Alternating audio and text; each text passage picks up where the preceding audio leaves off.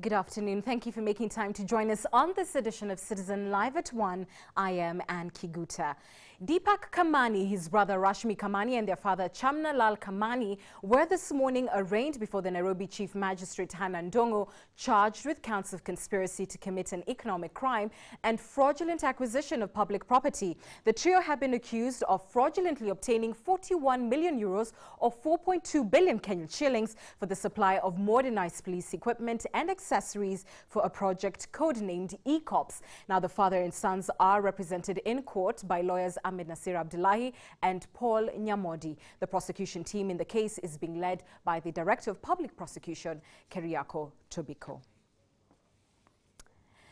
Now, a new committee has been unveiled to replace the Transition Authority, which will be dissolved in a year's time and undertake its residual functions. The Intergovernmental Relations Technical Committee was launched by Devolution Cabinet Secretary Anne Waiguru and will be chaired by former Education Permanent Secretary Karega Mutahi. Now, according to Waiguru, the 10-member committee will be tasked with running the day-to-day administration activities of the County Government's Coordinating Summit and of the Council of Governors.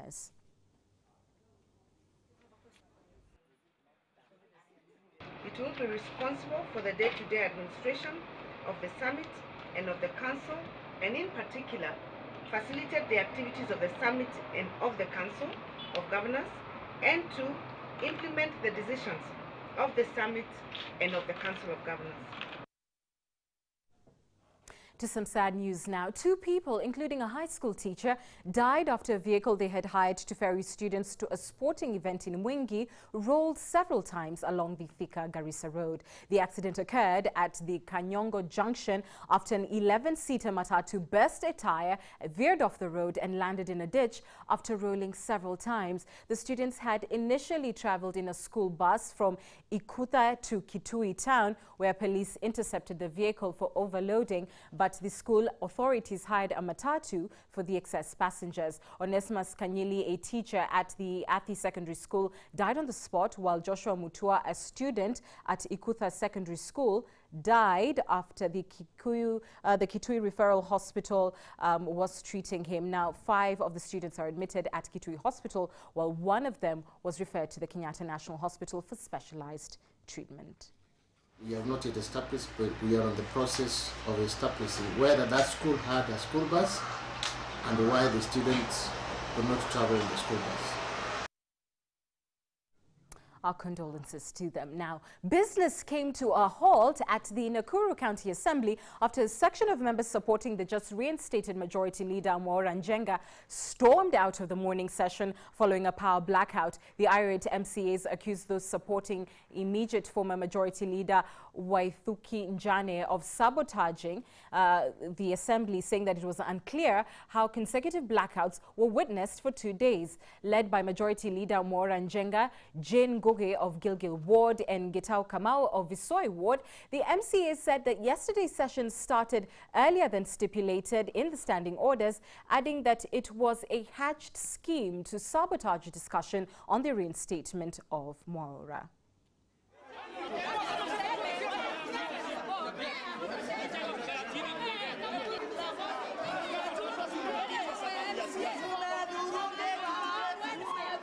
It is impunity of the highest order. Our speaker has turned into a politician. This is, in fact, failure to pass the supplementary budget is a wider scheme to sabotage the governor and sabotage activities of the county. We are wondering why she's doing this. Kama candidate yake ya governor. There is a court ruling, but now she's insisting that she wants a court order, which is on the way coming. What will happen when it comes? But what we are asking is, right now we have a budget, a supplementary budget that is lying in her office.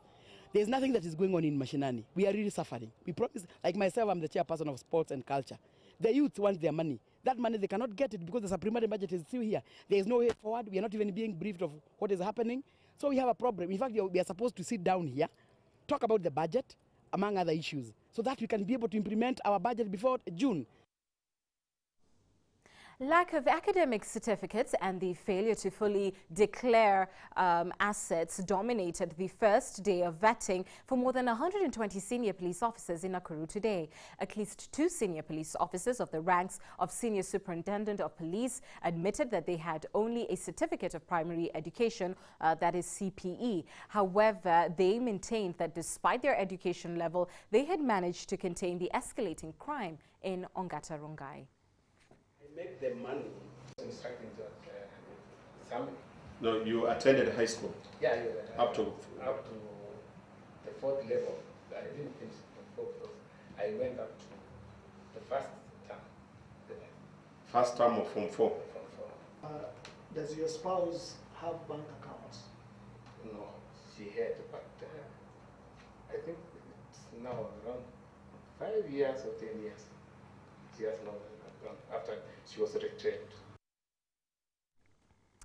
Deputy President William Ruto has warned extremists and drug barons that the government will not allow them to use the coastal city of Mombasa as a launching pad to organize terrorism and drug trafficking in the country. Speaking during the commissioning of 12 rubber-tired gantry cranes at the port of Mombasa, Ruto said efforts to get rid of extremism and drug peddling at the Kenyan coast had yielded fruit, and Mombasa was a much safer city now. The Deputy President's warning to criminals at the coast comes just a few months after detectives in Mombasa County raided 4 places of worship which are suspected to be radicalizing youths, where they allegedly recovered explosives, among other things. Police also conducted more raids against suspected drug traffickers and arrested 4 suspects, among them 2 sons of slain Ibrahim Akasha, who were later charged in a Mombasa court.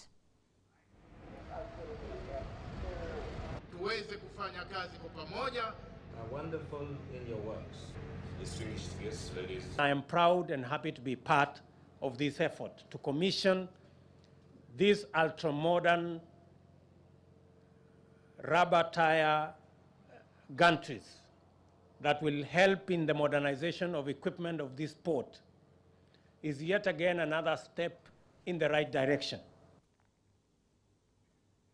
The Salaries and Remuneration Commission is set to conduct a job evaluation of all workers in the public service in the next 18 months. Now, the evaluation will cover job disparities as well as unequal remuneration. The Sarah Salem-led commission says that the move is in line with its mandate of checking the ballooning wage bill, which has hit 568 billion shillings in the 2014-2015 financial year. Now, according to the SRC, the highest paid public officer earns 58 times more than the least paid. Now, a notice of motion to remove the Embu County Deputy Speaker Ibrahim Swale from office has been tabled before the House, setting another fresh round of confrontation between MCAs perceived to be supporters of embattled Governor Martin Nyaga Wambora and his opponents. Now, the motion, sponsored and moved by Mavuria Ward MCA Joseph Nyaga, comes at a time when the County Assembly is divided in the middle between those in favor of the impeachment process against Governor Wambora and those opposed to it. Now, coincidentally, Mr. Swale, the Kirimari Ward MCA, is famously known for his 2 impeachment motions that he tabled against Wambora. Now, one of the 2 has since been upheld by the High Court. He now finds himself faced with the same sword that he used to set pace for the battles that the governor continues to fight. Assembly Speaker Kariuki Mate directed that the mover of the motion submit evidence of the allegations of incompetence and abuse of office to the clerk of the Assembly latest Wednesday, the 4th of March. He directed that the same evidence be made available to Swale so that he can file a written response. The Assembly Speaker said the Deputy Speaker will be accorded an opportunity to defend himself on the floor of the House on Tuesday next week. 2012, this County Assembly resolves to remove from office the member elected on the 2nd March 2013 as acting Speaker pursuant to Article 178, Sub-Article 2 of the Constitution of Kenya, commonly referred to as the Deputy Speaker, for incompetence and abuse of office. On receipt of the same allegations, should the member, the acting Speaker, want to make a written response to the allegations,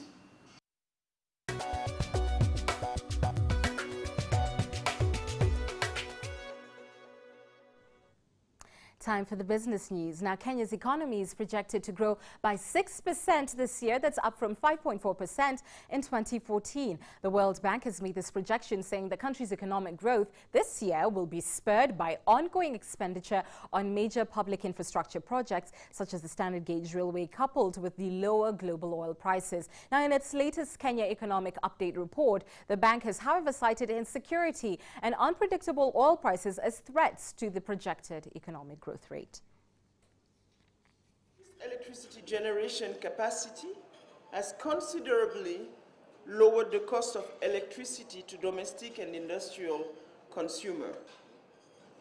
Moreover, the overall performance of industrial and agricultural sector has improved.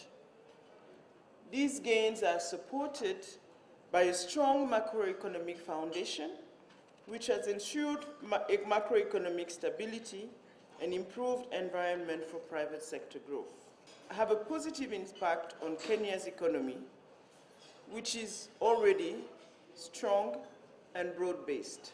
The contribution of the manufacturing sector needs to be enhanced by removing market distortions, implementing industry-wide productivity policies, and improving the business environment so firms can grow faster and hire more employees.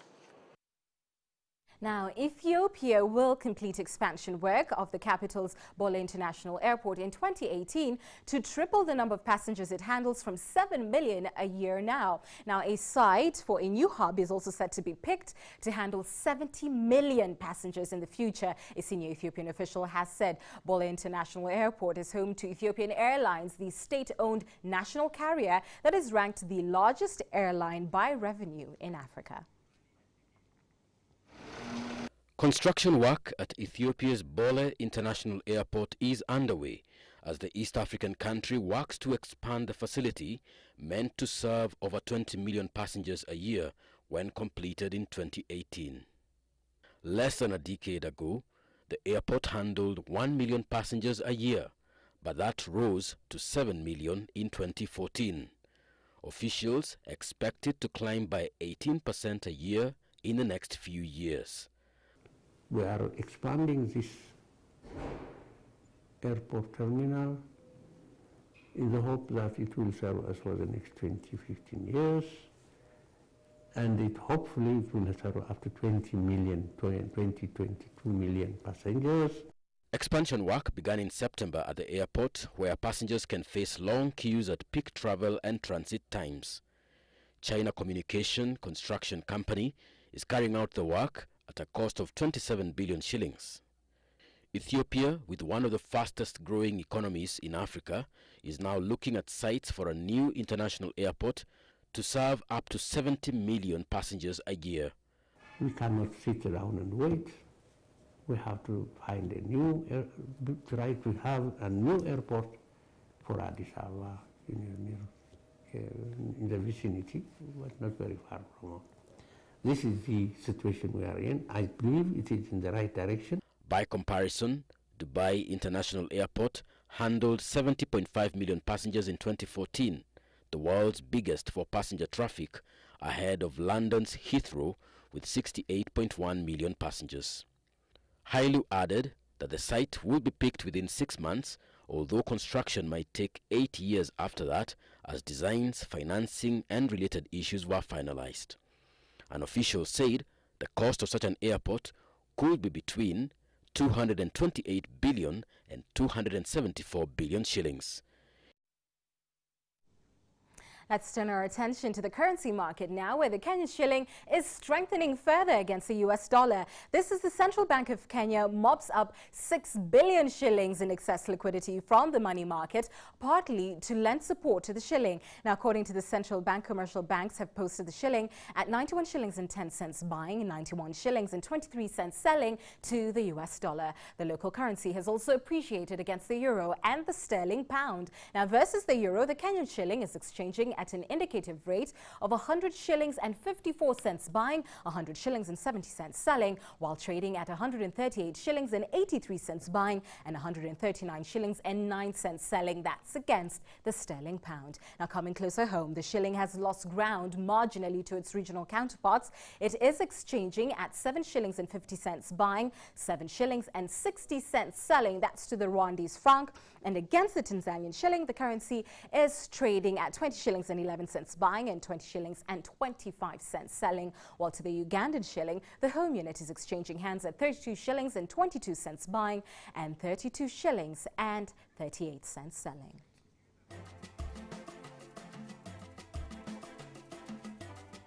And that's where we wind up this edition of Citizen Live at 1. Remember, starting tonight at 6:50 p.m., Citizen TV is back on air. We've got the best in news and entertainment. You do not want to miss it. I'll see you later. Bye-bye for now.